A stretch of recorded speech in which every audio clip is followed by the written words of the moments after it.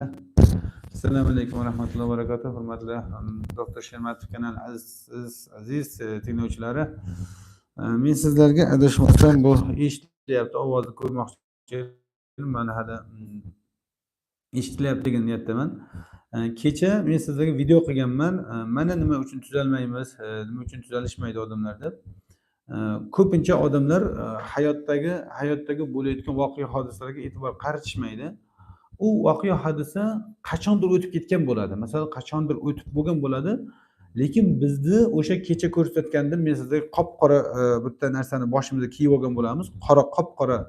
Bu qop-qora narsa nima desangiz, hayotda qiynalgan narsalarimiz, hayotdagi qiyinchiliklarimiz, hayotdagi alamlar, g'amlar, qo'rquvlar, shu hayotda bizga yoqmaydigan nimaki bo'lgan bo'lsa, o'sha narsani biz o'shaning tarixi bilan yashaymiz.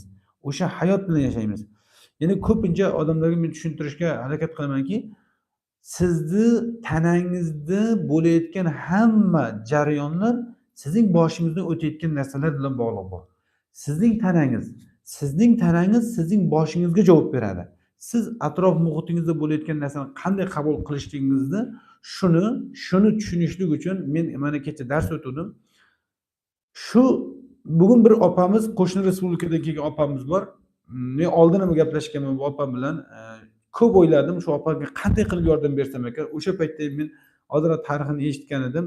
Keyin hali juda yosh bo'lishiga qaramasdan bitta organga, ya'ni shu organ buyrakda qo'rquv sababli emotsiya ezadi. Qo'rquv kimda bo'ladigan bo'lsa, kimning qo'rquvi bo'ladigan bo'lsa hayotdan ezadi hayotda. O'sha odamning buyragini ezadi. Qo'shni respublikadan deganim bitta xolamiz 5 ta qizini olib keldi. 5 ta qizini olib keldi. Adashmasam 5 ta qizim bor dedi, bitta qizi bilan keldi. O'sha qizining bitta buyragi ishlamaydi. Bitta buyragi ishlamayotgan qizini shunday ko'rsatdi-da, mana doktor, mana qizimning buyragi ishlamay, sal xotirasi yaxshi emas dedi. Keyingisi yana bitta anavini ko'rsatdi, aytdilar, bitta qizi Turkiyada turibdi.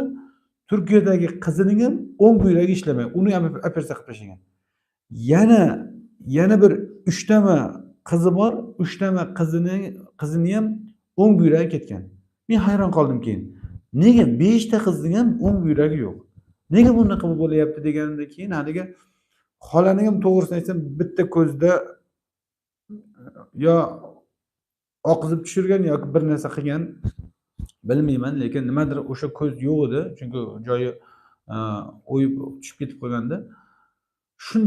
Shunchalik alamda bo'lgandan keyin o'ng tomondagi narsa erkak kishiga javob beradi ko'proq. Shu o'ng tomonda ko'proq bo'layotgan jarayonlar bo'lsa, bu erkakning zulmi bo'lgan. Mana shu oilaga erkakning zulmi bo'lgan. Shu 5 ta qizni, ya'ni bilmayman nima uchun ota unaqa qilgan. Bu ota emas, endi bu otaning terisini yopinib olgan boshqa bir odam bo'lsa kerak bu. Shu qizlarimizga beshalasiga ham zulmni qilaverib, ko'chaga chiqarib ishlataverib, dalaga shunchalik qo'rqitib zulm o'tkazganki, qon tomirlar spazm berib, qon tomirlar spazmdan keyin ochilmay qolgan shular. Natijada buyrakda sekin-asta qurib boshlagan.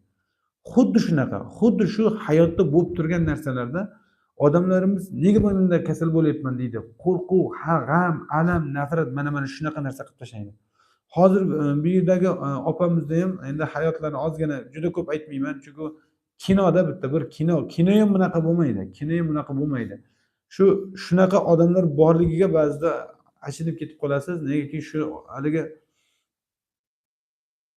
bitta daraxtning tagida bir odam yotgan ekan deng. Endi bu ibratli narsa, shuni aytib berayin. Keyin haligi odam, "Yo Rob, men sening do'zaxni nega yaratganingga, nima uchun yaratganing uchun men qarshiman shuni nega yaratding?" deb hamma xavotirib shunday deb so'ragani aytgan ekan. Keyin haligi Alloh Robbil alam bir hakim zot, Alloh taolo sekin keyin birozdan keyin bitta odam sekindan kelibdi-da, haligi odamda otda ekan, otning ustida. Haligi yerda turgan odamning na qo'li bor, na oyog'i bor, faqatgina bir ikkitagina bir xaltaga o'xshagan bir odam. Haligi odam daraxtning soyasida o'tirsa, haligi otda kelgandan keyin otda turgan odamning qo'li bor, oyog'i bor, oti bor, qo'lida qamchi tushib ketib qolibdi. Haligi kibrga berilgan odam shunaqa kibrli ekanki, qamchimni olib ber deydimi shu otining ustida turib. Haligi odam hayron, qo'li yo'q buning, oyog'i yo'q, bu o'zi tishlab ham olib berolmaydi unga. Ana shunda haligi odam shunday tushibdi-da, qamchini olibdi-da. Shunda turgan odamni qo'l yo'q, oyog'i bir xaltaga o'xshab turgan odamni shunaqa uradimishki, alhamdulillah tushundim yo Robbim, alhamdulillah tushundim Robbim deydimish. Nimani tushundi keyin yoki u o'zi yoki kimdir so'raganda, nima uchun do'zax yaralganini tushundim deb shunday. Ya'ni shunaqa odamlar borki, shunaqa ba'zida haligi o'tkazib yuboradigan odamlar bo'ladiki, bular bilmadim nima uchun bunaqa qilishadi. Uni o'shanaqa odamlardan uzoq yurish kerak. Bugun yana kechqurunga dars qilishga harakat qilaman. Yaxshi narsalarimiz bor. Shu hozir bu opamizning ham tarixi shunaqa bo'lganki, qayinni shunchalik o'tkazganki, qayinni shunchalik o'tkazib yuborgan, eri xotinni yashatmaslik maqsad. Shu farzanddan bo'lmasin shundan yashamasin ham shu ikkitasi bir bo'lmasin. Mana shu maqsadda. Voy barakat topgin.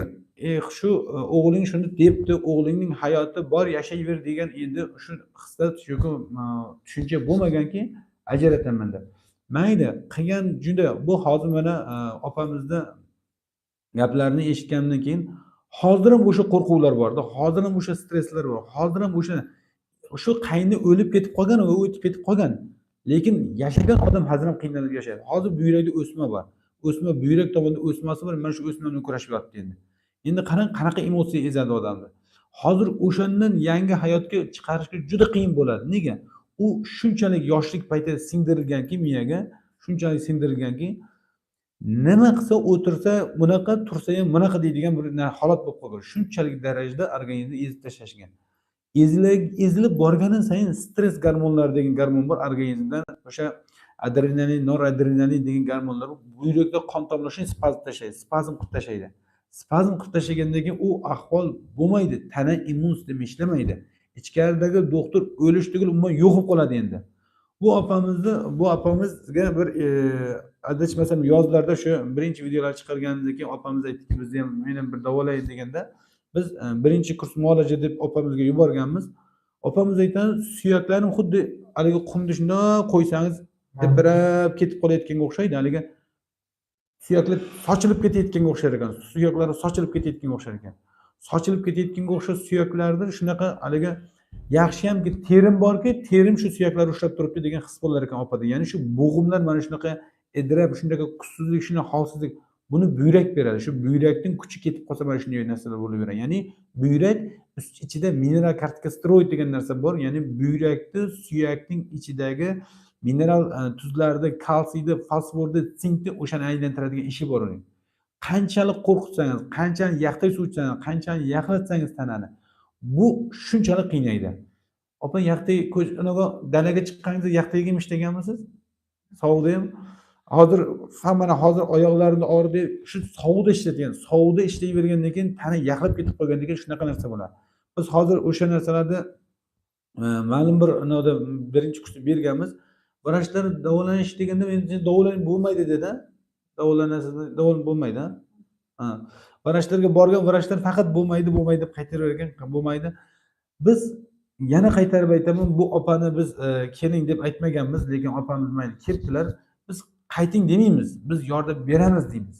Bu kim kelishdan qaytingizga yordam beramiz, lekin aytamiz, opa to'liq tuzalib ketishga 200% bizda ishonch bor, tuzalib ketsa bo'ladi, faqat bu opa qilib bersa bo'ldi bizga. Qilib bering degan narsalarimiz bor, biz qildirtiradigan narsalar bor. Nega? Chunki tana ishlash kerak hozir. Qanaqa qilinadi? Nima metod qilamiz? Ularni hammasini aytib berishga harakat qilaman, tushuntirishga harakat qilaman. Faqat men bu narsani 15 yil, 20 yilda tushunib yetganman. Mana shunaqa narsa borligini. Opaga endi o'sha 20 yillik yoki 15 yillik natijani shuni tushuntirishga harakat qilaman. Opa tushunib, shuni olsa bo'ldi bizdan. Ana shunda tanada tuzalmaydigan kasallik yo'q. Hamma kasal tuzaladi. O'lim bilan qarilikdan boshqasi degani shunga to'g'ri keladi. Shuni biz tushuna olishimiz kerak. Shuning uchun men bitta narsani so'ragan bo'lardimki, mana hozir ko'pincha opam juda yaxshi, men ishonaman tuzalib ketishiga. Ishonaman tuzalib ketib qoladi. Zo'r bo'ladi xudo xolasa. Men hozir bir oyda ozgina shunchagina o'zgartirdim, 2 oyda bunaqa o'zgaradi, 3 oyda bundan ham o'zgaradi, yana o'zgaradi. Duo qilib turingizlar, shu tuzalsin opamiz. Hali yosh organizm o'lib ketib qolgan qayinlarning zulmidan qiynalish kerak emas deb o'ylayman. E, hayotni hamma yaxshi yashash kerak, o'zining ibodatini boshqasini odamlar yaxshi qilishlik kerak. Birovni zulm qilishga haqqi yo'q. Endi mayli, nima hayot o'tgan bo'lsa, o'tib bo'ldi, uni unutishimiz kerak. Uni oldinga qarab yurishimiz kerak. Faqat bitta narsani aytib qo'ymoqchi edim. Kimdir o'g'lingizmi, qizingizmi turmushga chiqaryapsizmi yoki uylantiryapsizmi, ularga birinchi o'shalarga o'ziga xohishni bering. Ular agar bir-biri bilan turmush qurishga rozimi? Rozi bo'lsa shu mayli. Siz bu farzandlaringiz o'zi o'sha o'g'lingizmi, qizingizmi baxtli bo'lsa siz tinch bo'lasiz. Ya'ni menga xizmat qilishing kerak edi, menga qarashing kerak edi, menga bunday qilishing kerak. Barakat toping, shular baxtli bo'lib ketib qolaversin. Shular yaxshi bo'lsin. O'shalar yaxshi bo'lsa sizga ham yaxshiligi tegadi. Lekin ba'zi bitta odamlar bor, endi har xil odam bor. Agar yoqmayaptimi, unda undan yashamagingiz to'g'ri keladi. Lekin bu juda nozik masala. Ba'zilar aytadi, men o'g'lini nima qizg'onib. Endi bu opa-ku yomon bo'lsa-ku mayli edi. Opa shunaqa bitta narsasini umuman qabul qilib bo'lmaydi. Hammaga shirin ovqat qilib berayin deydi. Bu opa shirin ovqat qilib kelib, shuni olib kelib sekin hamma "O, shirin ovqat bo'libdi" desa, qayinni bo'lsa taq etkizib qo'yar ekanlar kosasini. Yo'q. Bu menga yoqmadi. Bu ovqatni men yeymayman. Bu qilgan ovqat yeyman. Ay baraka. Bu opa shunaqa o'ylab qolibdiki, qayinni meni maqtamasin endi. Hech maqtamasin shu. Maqtamasa, men yaxshi tursam, meni asabimdan oqilib meni yig'latmasa. Shu maqtalgan kuni qayindan zulm keladi kelinga. Bunaqa darajada bo'lish kerak emas. Endi bilmadim, bu narsani qilish kerak, shu bilishlik kerak, odamlar tushunish kerak. Har bitta odam, har bitta holatda o'zingizning hayotingizni birovga zulm bilan o'tkazmang. O'zingizning fikrlaringizni birovga zulm bilan o'tkazmang. Bu haligi qayinni kechagi qop-qora haligimiz bor-ku, qop-qora narsani kiyib olgan, shuni ana kelinning kallasiga o'tkazaman degani, bu eng yomon narsa ana shunda. Balki men bilmasman yoki shu kelin mendan yaxshidir deb ham bir o'ylab ko'rishimiz kerak. Bir kibr degan narsani sindirishimiz kerakda, naborot bu halimlikka, yumshoqlikka o'tishimiz kerak. Agarda xuddi shu narsani agar kim qiladigan bo'lsa, kim o'sha narsani yashaydigan bo'lsa, u odam faqatgina bu dunyoda ham, u yoqda ham yutqizadi. Agarda yutmoqchi bo'lsangiz shuni yumshoqroq bo'ling, pastroq bo'ling. Yashaysiz, bu yoqda ham yashaysiz, u yoqda ham yashaysiz. Chunki bu dunyo hali davom etadi. Ya'ni bu dunyodan keyin yana biz yo'qolib qolmaymiz. Xudo xolasa, Ajmuz Zanab degan joyimiz bor. Bizda dim suyagimizda shunchagina joyi bor bitta. Buni germaniyalik olimlar aniqlagan. Ajmuz Zanabni nima qilishgan desangiz, qanaqa qilib aniqlashgan desam, ular odamni kuydirib ko'rishgan. Endi ularda islom dinida juda ko'pchilik emas. Kuydirib ko'rgandan keyin odamning shu no'xat tekkani joyi bor ekan, dum suyagining uchida. O'sha joy hech qachon kuymas ekan. Yoqib yorsangiz yonmas ekan. Yoqib olsangiz dengizda hech qachon yo'qolib qolmas ekan. Qayerlardadir tursa ham o'sha maydagina joydan qiyomatda shunaqa bo'ladi deydiki, Alloh taolo shu osmondan bulutga o'xshash narsani olib keladi, shunday osmondan yog'dirtiradi. Xuddi chigirtkalar yerda qanaqa yorib chiqayotgan bo'lsa, yalang'och holatda shunday yorib chiqamiz. O'sha bir parcha maytagina Ajmuz Zanabdan. Xuddi shuni germaniyalik olimlar aniqlab, ular iymon keltirganga 1400 yil oldin qanaqa qilib buni aniqlashdi ekan deb. Xuddi shunaqa bizda bu narsalar aniq isbot bo'lib turgan narsa bo'lgandan keyin hamma o'ziga qarash kerak. Hamma faqat qo'lingizdan kelsa yaxshilik qiling.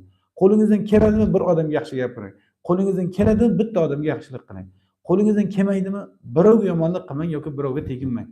Yashasin, o'sha hamma yaxshi yashasin. Yaxshilik qiling qo'lingizdan kelgunicha. Faqat bir ikkita narsalarda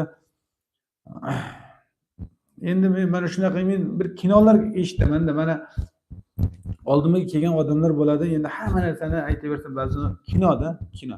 Tayyor kinoga. Kinoda bunaqa narsa ko'rmaganman. Mana shuncha narsani ko'rib beraman, shunaqa odamlar bor ekan deb o'ylaysiz. Faqatgina o'sha kinoni shunday bir qahramonlar yarimidan o'tavergandan keyin bir narsa shunday keladi-yu, bitta birovga uchrashib qoladi yoki bo'lmasa haligi bir eng qorong'u tun qorong'iligi o'tgandan keyin yorishib boshlaydi degan narsa bor. Shu kun bo'ladi. Faqatgina sizmi, boshqami, kim bo'lishidan qat'iy nazar qiynalib turgan bo'lsangiz, agar hech chiqish yo'lini topolmayotgan bo'lsangiz, hayotda ezilib qolganda, hayotda haligi imkon topolmayotgan bo'lsangiz, qorong'u kun eng qorong'idan keyin yorishib boshlaydi. Ya'ni o'sha kechasi tun soat 12mi, 2mi, 1mi eng qorong'u payt o'sha bo'lsa, undan keyin shuni yorishib boshlaydi. Ozgina sabr qiling, yorishadi. Faqatgina siz o'sha paytda Allohga hamd aytib, Allohni eslab nima harakat qilingki, chiqib ketib qolasiz. Xuddi shunaqa umidsizlikka berilish kerak emas. Siz qachon o'zingiz kurashdan to'xtar ekansiz, o'sha paytda yengilasiz. Odamlar nima deyishi ahamiyati yo'q. Odamlar sizga nima deb aytishi ham ahamiyati yo'q. Faqatgina siz kurashda yengilmasangiz bo'ldi. Menga ham juda ko'p narsalar aytishgan, juda ko'p narsalar deyishgan, qancha odamlar qilishdi, lekin men yengilmaganman, shuning uchun men hali ham davom etaman. Ya'ni xuddi shunaqa siz ham, sizning bir yaqiningiz ham yoki boshqa bo'lsa har bitta odamga yana aytmoqchimanki, davom eting, yuring. Opa, xuddi shunday siz ham opa, hayotingiz bu oldinda, hammasini yashaymiz, hali hammasi yaxshi bo'ladi. Faqat biz sizga yordam beramiz. Faqat biz sizga yordamlashamiz, shu yo'lda chiqarib ketishga yordamlashamiz. Bu yerda savollar bo'lyapti. Bitta ikkitasini savollardan oxir Tojikistondan savol, menga magniy sulfat yozgan, shuni necha vaqt ichish mumkin? Oldindan rahmat. Magniy sulfatni ichishni faqat ichagingizga qaraysiz. Ichingiz agar bir kunda yaxshi kelayotgan bo'lsa, ichmay qo'ya qoling. Agar kelmaydigan bo'lsa, iching. Agar o'tingiz dimlanayotgan bo'lsa, kechqurun bir marta ichib qo'ysangiz ham bo'ladi, yoki bo'lmasa kuniga 3 marta ichsangiz ham bo'ladi. Faqat holatga qarab. Ba'zilarda umuman ichib kelmaydigan bo'lsa, ko'proq ichish kerak. Agar keladigan bo'lsa, uni ichmaganingiz ham ma'qul bo'ladi. Va alaykum assalom va rahmatullohi va barakatuh. Ekzema haqida yozibdi. Qichishish, yorilish bor qo'limda. Nima qilish kerak? Iltimos yordam bering. Bu to'liq ketadi. Ekzema nechtasini davolab ko'rganman, nechtasini nechida qilib ko'rganman. Faqatgina uni ishi ko'proq birinchi topib chiqish kerak nimadanligini. Yuqori ehtimolli ekzema bu yo'g'onchakda bo'ladi. Yo'g'onchak ishlamay qolishi o't qopidan bo'ladi. O't qopi bilan yo'g'onchak ishlamasligi esa bu birinchi navbatda ovqatlanish noto'g'riligidan bo'ladi. O'shaning uchun ovqatlanishni to'g'rilaymiz. Hammasini kelsam bir tekshirib aytib berishim mumkin. Xohlasangiz yo'q, borolmayman, kelolmayman. Unda bemalol shu YouTube'dagi narsalarni ko'ring, yaxshilab tinglab chiqing. Hammasini tushuntirganman, harakat qilganman. Inshaalloh juda zo'r bo'ladi. Agarda sizlarga bu narsalarda foydali bo'layotgan bo'lsa, maksimal odamlarga berishlik kerak yoki bo'lmasa odamlar tushunishi kerak. Hech bo'lmasa bitta odamning hayotini o'zgartirishimiz mumkin. Bitta odamning hayotini o'zgartirsak, butun bir insoniyatning hayotini o'zgartirganda, yaxshilikka o'zgartirsak, yaxshilikka o'zgartirganda savob olamiz. Shuning uchun qo'limizdan kelgani shu orqali, ya'ni YouTube orqali sizlarga yuboraman. Chunki bu yerdagi juda ko'p narsalarimiz bor, sekin-asta chiqaramiz. Salomat bo'lasizlar. Alloh taolo xayrli qilsin.